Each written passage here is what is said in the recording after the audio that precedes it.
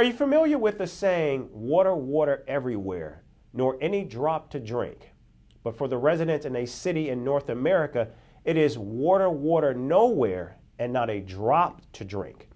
This verse is from a poem which might soon become a reality for the people of Mexico City.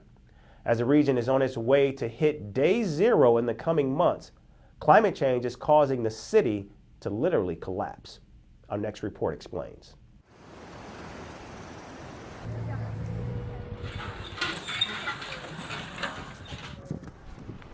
The world is currently grappling with an escalating climate crisis, marked by extreme weather events that are wreaking havoc globally.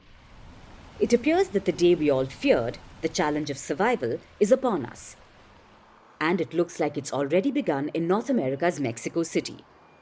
Mexico City is one of the largest and most densely populated cities globally, and it's facing an imminent water crisis. The region's water levels have plummeted to historic lows due to prolonged droughts, diminished rainfall, and soaring high temperatures. While global warming is to blame for this unfortunate situation, humans and their activities are the root cause of it. The residents of Mexico City might soon forget how proper running water looks like. They only get running water once in a few days for an hour or two, and after that, their taps run dry. Most of them don't have storage tanks, so the families ration out the few buckets that they manage to fill. After taking a bath, the wastewater is then stored to use as flush water. Residents have made rules to cut off water use where it's not 100% necessary. We have already made it a rule that cars are no longer washed. The garden, the grass, is never watered. Only the plants so that they don't die. We are going to start reusing water from washing machines for watering. There's a growing fear that Mexico City will soon reach day zero, when there's no water left. This day could arrive in a matter of months, as the city's primary water source, the aquifer, has been depleted. The city's Cutzalama water system, which includes reservoirs and canals, is at a historic low of 39% capacity, prompting water restrictions. Rainfall has been decreasing from 2019 to date, and the reduction in rainfall has been constant over the last 4 or 5 years. This has led to the Cutzamala system dams having very little stored water, so it has been necessary for gradual reductions in collaboration with the National Water Commission and the Water Commission of the State of Mexico. So at the moment, we only have half the water we received in 2019 from the Cutzamala system. Water crisis is a centuries-old issue in Mexico City. It dates back to the 1500s.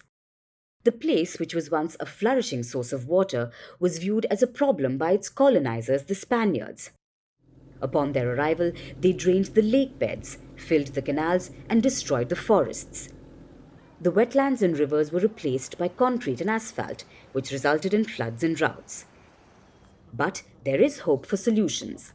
Experts propose investing in improved wastewater treatment to boost water levels and reduce pollution, implementing rainwater harvesting systems, and repairing underground leaks to address the crisis effectively. However, Mexico City is not the first to be in the middle of such a crisis. In 2018, the 4.6 million people of South Africa's Cape Town almost ran out of drinking water. This happened because of a nearly 3-year drought period. In 2019, the South Indian city of Chennai was gripped by an acute water shortage. The dire situation arose when the reservoirs of the city depleted severely. Major cities across the world are facing crises in different forms that are directly linked to climate change. With each passing second, our planet is becoming even more uninhabitable. Climate red lines have been crossed, and we are collectively far off the targets that need to be met to save the Earth. And the day is not far when every inch of the globe gives up to climate change. The clock has been long ticking, and the time to act is now. From impeachments to inaugurations, if it's a political story, we are on the scene. The race for the White House is heating up. We're beating Biden. How dare he say that? If it's breaking news, we're live with the latest coverage. From the White House, the State Department, and Capitol Hill, we know the issues, but above all, we know the players to bring you the latest in-depth analysis on all the key stories that we're covering. I'm Eric Ham. Join me from Washington here on First Post America.